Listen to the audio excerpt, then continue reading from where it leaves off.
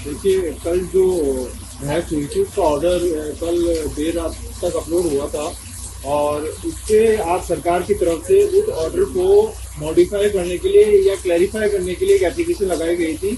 उस ऑर्डर में ये लिखा गया था कि एजी साहब की सहमति है याचिकाकर्ताओं के तर्क से कि इस पूरे प्रोसेस की शुद्धता और पवित्रता नहीं बची है। आज एजी साहब ने खुद शपथ पत्र पे एक एप्लीकेशन लगाई थी और उन्होंने कहा था कि मेरे द्वारा यह तर्क नहीं दिया गया, ये याचिकाकर्ता का तर्क है।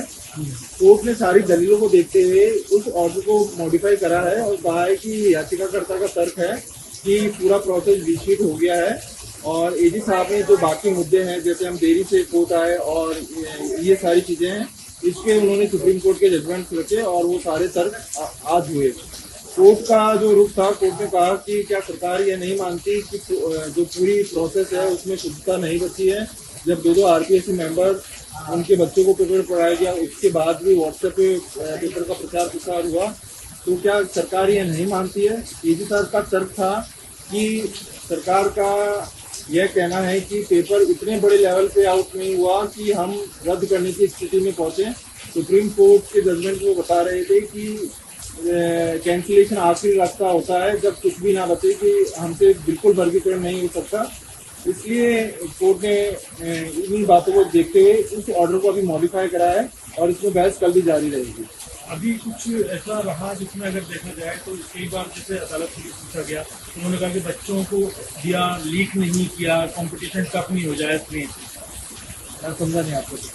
प्रश्न ये था कि रामू राम रायका का जिक्र करते हुए अदालत ने ये कहा कि उन्होंने अपने बच्चों के अलावा किसी और को उत्तर इसलिए नहीं दिए ताकि कंपटीशन टफ नहीं, ऐसा नहीं है। वैसे ये फैक्चुअली इनकरेक्ट है। यह पेपर आगे भी 3 लोगों के पास गया था, लाठा और पुरुषोत्तम दादिज और एक और अन्य जो डब्ल्यू है। इसके बाद यह इस पेपर से, जो हस्तलिखित पेपर थे, उससे 6 लोगों का सिलेक्शन हो रखा है, जिसमें रेणु कुमारी भी है, अभी आदित्य बुद्धिसागर भी अरेस्ट हुआ है। तो ऐसा नहीं है। इसका जो आरपीएससी जो पेपर लीक हुआ उसका भी बड़े लेवल पे सर्कुलेशन हुआ है। अभी केवल प्रिलिमिनरी ऑब्जेक्शन पे बहस हो रही है, मेरिट पे हम भी बहस करेंगे और आगामी दिनों में और इसमें बहस होगी। अभी कल 2 बजे से अभी कंटिन्यू रहेगा। वकील साहब, क्या लगता है क्यों गोल गोल घुमा रहे हैं? क्योंकि जब स्पष्ट हो चुका कि इसमें व्यापक स्तर पर देखिए, गोल घुमाने की बात नहीं है, न्याय तर्क की बात है। वह भी अपने तर्क रखेंगे और तर्कों में सारी चीजें आती है कि हम डिले से क्यों आए और वो आए, और इसका हमारे पास भी जवाब है। और ये गोलमाल जवाब तो सरकार दे रही है, लेकिन बहस में समय लगता है और मुझे लगता है न्याय जरूर मिलेगा। कुछ दिनों चलेगी। आप मान के चलिए मिनिमम 10 दिन और चल सकती है, उसके बाद कोर्ट इसका फैसला सुरक्षित न्याय मिलेगा।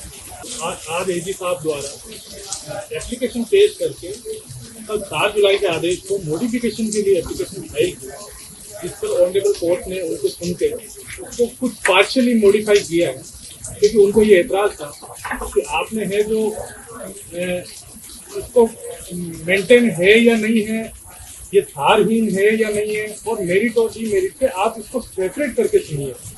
तो मैं इस पर मेरिट के आर्गुमेंट बाद में करूंगा, पहले केवल और केवल मेंटेन है या नहीं है उसी बात पे सुनूंगा। इसी बात को लेकर कोर्ट ने उनसे उसको एतराज किया था और कोर्ट ने उसको पार्शियली मॉडिफाई भी किया उस आदेश को, और हमारे भी हैं जो उसके ऊपर विरोध उनको लिखा है। कई बार पवित्रता भंग हुई या नहीं स्पष्ट पूछा कोर्ट ने कि भाई बताएं कि आप पहले तो कह रहे थे कि रद्द कर दी जाए, फिर बाद में कैसे चेंज हो गया। आज भी कोर्ट ने लगभग 3 बार एजी साहब से इसी बात को पूछा कि आप कट आउट यस या नो में ये बताएं कि साहब आपकी जो भर्ती की ट्रांसपेरेंसी है, आपकी जो भर्ती की प्योरिटी है, वो भंग हुई है या नहीं हुई, जिस पर एजी साहब ने बार बार उसको बाईपास किया और सीधा कोई उन्होंने उत्तर दिया नहीं। फिर वो उसी बात पे लेके आए कि मैं आपसे इसी बात को पूछ रहा हूँ, लेकिन फिर वो इसी बात को फिर से नए सिरे से बहानेबाजी करने लगे और ये बताने लगे कि हमने उनके खिलाफ कार्रवाई कर दी है जो इसमें कल्पित है, और हमने उनको टर्मिनेट भी कर दिया, डिबार भी कर दिया और एक्सेट्रा एक्सेट्रा। उन्होंने तो यहाँ तक भी कहा कि रामू राम रायका है, वो अपने बच्चों के लिए जो पेपर लेके जाएंगे तो वो पेपर किसी और को क्यों बताएंगे, क्यों वो एक नया कंपटीशन और बढ़ाएंगे उसको। इस प्रकार से उन्होंने इनको जो पेपर चोर है उन्हीं को जस्टिफाई किया है जी साहब।